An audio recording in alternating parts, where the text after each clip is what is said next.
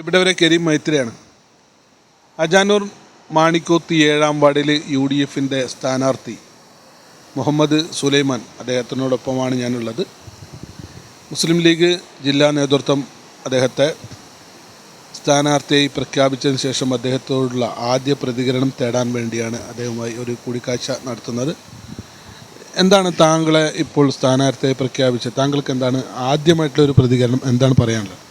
ആദ്യമായിട്ട് എനിക്ക് പറയാനുള്ളത്, എല്ലാ വോട്ടർമാർക്കും UDFിൻ്റെ അഭിവാദ്യങ്ങൾ. തീർച്ചയായിട്ടും മുസ്ലിം ലീഗ് പാർട്ടി നേതൃത്വം അങ്ങേൽപ്പിച്ച ഈ ദൗത്യം താങ്കൾ എന്തുകൊണ്ടും 100% കൃത്യതയോടെ നിറവേറ്റും എന്നാണ് എനിക്ക് തോന്നുന്നത്. അതുമായി ബന്ധപ്പെട്ട് പാർട്ടി നേതൃത്വത്തിനോടും അതുപോലെ തന്നെ ഉത്തരവാദപ്പെട്ട ആളുകളോടും താങ്കൾക്ക് എന്താണ് പറയാനുള്ളത്?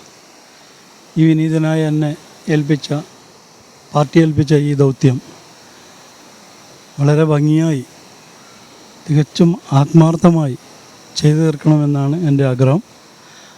അതിനു വേണ്ടത് പ്രിയപ്പെട്ടവരായ വോട്ടർമാർ അതിരാവിലെ തന്നെ വന്ന് ഏണി അടയാളത്തിൽ, എൻ്റെ ചിഹ്നമായ ഏണി അടയാളത്തിൽ വോട്ട് ചെയ്ത് ബഹുഭൂരിപക്ഷത്തോടെ വിജയിപ്പിക്കണമെന്ന് അപേക്ഷിക്കുന്നു. തീർച്ചയായിട്ടും എന്തായാലും താങ്കളുടെ വിജയം വളരെയേറെ പ്രതീക്ഷയിലാണ് ഇവിടുത്തെ നാട്ടുകാർക്കൊക്കെ ഉള്ളത്. എന്തായാലും വിജയിച്ചു കഴിഞ്ഞാൽ ഈ വോട്ടർമാർക്ക് അതുപോലെ തന്നെ ഈ നമ്മുടെ വാർഡിലെ ആളുകൾക്ക് എന്താണ് താങ്കൾ ചെയ്യാൻ ഉദ്ദേശിക്കുന്നത്? വോട്ടർമാരോടും എന്താണ് താങ്കൾക്ക് പറയാനുള്ളത്? എൻ്റെ അധികാര പരിധിക്കുള്ളിൽ നിന്നുകൊണ്ട് എന്തൊക്കെ എനിക്ക് ചെയ്യാൻ കഴിയുമോ അതൊക്കെ വളരെ ഭംഗിയായി 100% ആത്മാർത്ഥതയോടെ നിങ്ങൾക്ക് വേണ്ടി ചെയ്തു തരണമെന്നാണ് എൻ്റെ ആഗ്രഹം.